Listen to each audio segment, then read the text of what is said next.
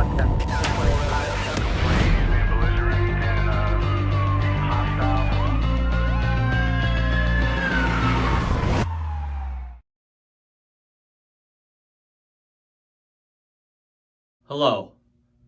I'm David Roger, General Counsel for the Las Vegas Police Protective Association. In this segment, I'd like to talk to you about the Citizens Review Board.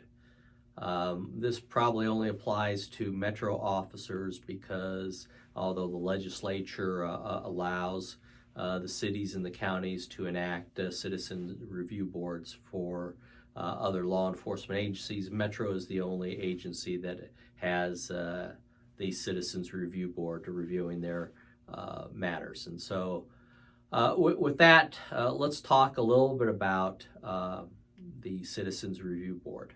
Back in 1997, the legislature felt compelled to provide some police oversight. We had a drive-by shooting by a Metro officer, Ron Mortensen, back in 1996, and that kind of generated this public move to review police conduct. And so the legislature passed a couple of statutes under NRS 289. One, as I just said, allows the counties and the cities to create an oversight board, which they have not. And the second is that the sheriff of a metropolitan police department can ask for an advisory board. And Sheriff Jerry Keller did exactly that. And so the legislature allows or enables the county commissions to do certain things. And so the statute allows the county commission to create the board, and the county commission did exactly that. And so let's talk a little bit about the jurisdiction of the Citizens Review Board. By statute as well as county code, the Citizens Review Board can only do two things. They can refer citizen complaints to the department, and so a complaint can't initiate with CRB. They can refer a citizen to IEB to lodge a complaint. And two, they can review IEB completed investigations and make recommendations to the sheriff. They can make recommendations with respect to the findings, the punishment that an officer receives, but they are exactly that, recommendations, because the board is an advisory board. The second thing I want to talk to you about is something that Kelly Sweeney, who is our Director of Employee Relations, and I have kind of dug into a little bit deeper. I know in a recent article, it was expressed that you had to comply with a subpoena from the Citizens Review Board. After Kelly and I had an opportunity to take a closer look at the statute and the legislative history, it is our belief and our position that the Citizens Review Board does not have authority to subpoena you as a witness or as a subject officer to testify before them. So once again, CRB does not have authority to compel you to testify before their hearing board. And I say that because of a couple provisions within the county code.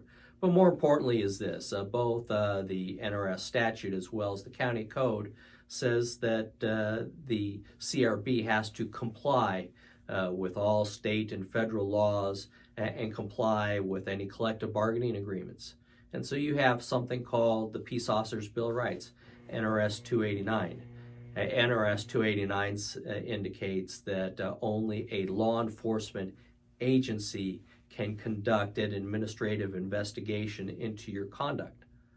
And it further defines law enforcement administration, but to cut this right to the chase, the CRB is not a law enforcement agency, and so because they cannot comply with NRS 289, they don't have the authority to conduct administrative investigations. They do not have the authority to compel you to talk about a personnel matter. Secondly, the statute says that NRS 289 says that the law enforcement agency has to provide an officer with guarantee protections. And we've talked about guarantee in the past. The guarantee involves a public employer compelling an employee to provide a statement under threat of discipline or termination. And so for all of those reasons, CRB cannot subpoena you and force you to testify in these hearings. So if you receive a subpoena from CRB, please contact Kelly Sweeney or myself immediately, and we will take the appropriate action to notify CRB that they do not have jurisdiction and that you will not be testifying in their hearing. I hope this provides some clarity for you. We are seeing citizen review boards pop up around throughout the country, but they have to comply with the law. And under Nevada, they don't have jurisdiction to initiate investigations. They can only refer a citizen as well as review IEB's findings. If you have any questions, please contact me at droger@lvppa.com or visit our mobile-friendly website at davidroger.us. Thank you.